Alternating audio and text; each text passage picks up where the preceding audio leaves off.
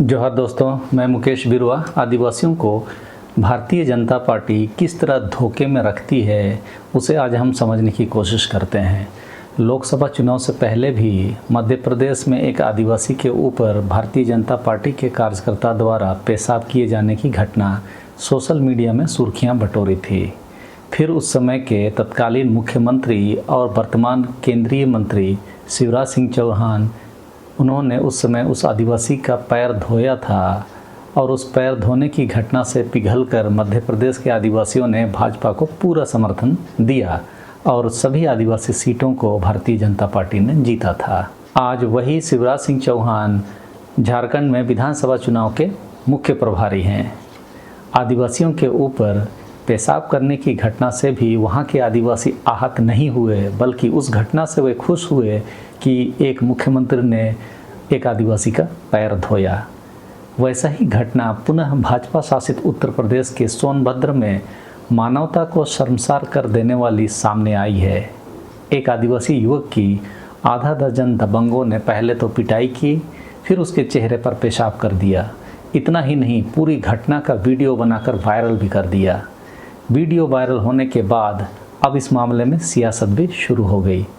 Samajwadi party ने योगी सरकार पर निशाना साधा और सपा नेता आईपी सिंह ने अपने सोशल मीडिया हैंडल एक्स पर वीडियो शेयर करते हुए लिखा, दृश्य देखकर दिल दहल गया। लहलुहान पवन खरवार आदिवासी हैं, गालियों की बछौर करते हुए उनके ऊपर पेशाब करता यह व्यक्ति अंकित कितना बेखौफ और निडर है। लोगों के मुताबिक उसे बीजेपी सरकार का समर्थन प्राप्त है। सीएम योगी आदित्यनाथ के रामराज में SC/ST के लिए अमृतकाल है।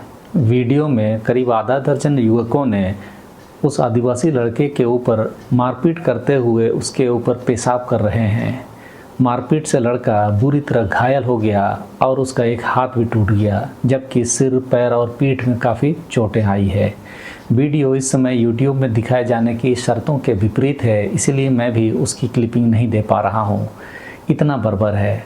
मैं उसके पीछे की राजनीति को अपने आदिवासी लोगों के बीच लाने के लिए यह वीडियो बना दे रहा हूँ।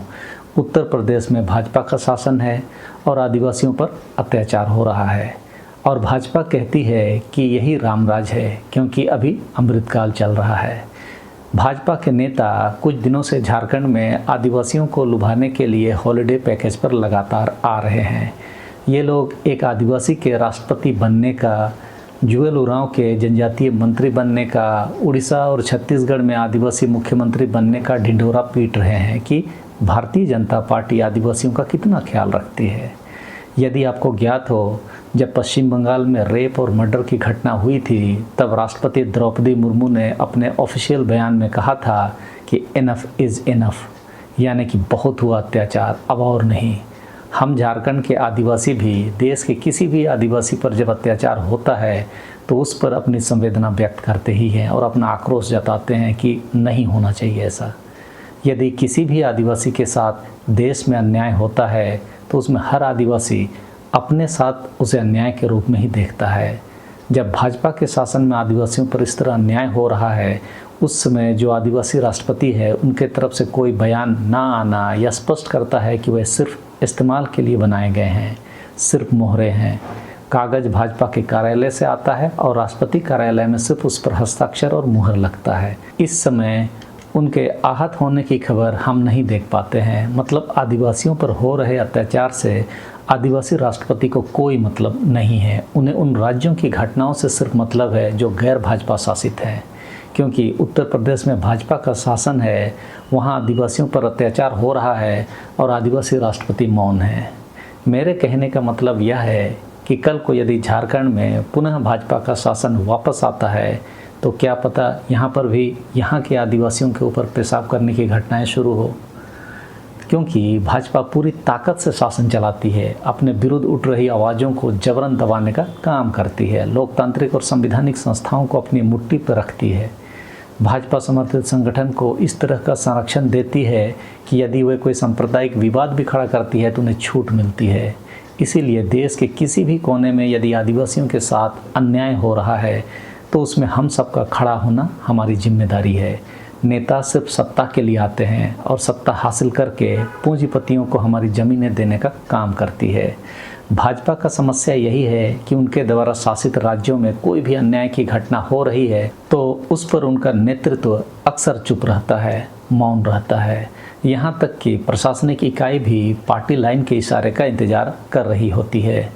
आदिवासियों पर हो रहे अत्याचार पर संवैधानिक शीर्ष पर बैठे भाजपाई आदिवासियों के चुप रहने को हमें गंभीरता से लेना जरूरी है। झारखंड में इस समय वो सत्ता पे नहीं हैं, कल जब सत्ता में होंगे तब ये अनियंत्रित शक्तियों का इस्तेमाल हमारे विरुद्ध करने से ये लोग नहीं चूकेंगे। पत्थरगढ़ी आंदोलन के दौरान रघुवर दास ने आदिवासियों पर देशद्रोह का मामला लगाया था। वही रघुवर दास को पुनः झारखंड की राजनीति में अंदर खाने लाने का प्रयास की खबरें हम देख ही रहे हैं। भाजपा को यदि अनियंत्रित बहुमत मिलेगा तो उसमें कोई दो राय नहीं कि उनकी वापसी भी की जा सकेगी। इसलिए सभी आदिवासियों से हम ये उम्मीद करते हैं कि सामाजिक स्तर पर इन सब मुद्दों पर भी आप गांव समाज में चर्चा करें, अपने टोली में चर्चा करें, जो भी अपना सोशल मीडिया ग्रुप है उसमें भी आप चर्चा करें। सत्ता यदि डेंजरस लोगों के हाथों में चला जाएगा तो आदिवासी बच्चों का भविष्य भी खतरे में पड़ जाएगा। इसीलिए ज़रूरी है कि हम राजनीतिक रूप से भी सचेत रहें। आदिवासियों पर देश भर में हो रहे अत्याचार को झारखंड में ही सही जवाब मिल सकता है। अब ये नेता लोग जब झारखंड वोट मांगने आएंगे तो उनसे पूछा जाना चाहिए कि जिन्होंने आदिवासी के ऊपर अत्याचार किया है क्या उनके घरों को बुलडोजर से गिरा दिया गया है? तो क्या बुलडोजर सिर्फ हिंदुओं के खिलाफ अत्याचार करने वाले के विरुद्ध इस्तेमाल होना है? ऐसे सवालों से भाजपा के नेताओं का यदि झारखंड के आदिवासी स्वागत करेंगे तो जिस तरह हरियाणा में नरेंद्र मोदी और अमित शाह को 48 घंटे पहले ही हरियाणा छोड़कर भागना पड़ा, वैसे ही हम लोग झारखंड में भी इनकी स्थिति कर सकते हैं। झारखंड का आदिवासी समाज मूलवासी समाज के साथ मिलकर झारखंड की एक अलग पहचान बनाने में सफलता तो हासिल की है, बस उसे बचाए रखने की ज़रूरत है। आप सबों को धन्यवाद। जोहार।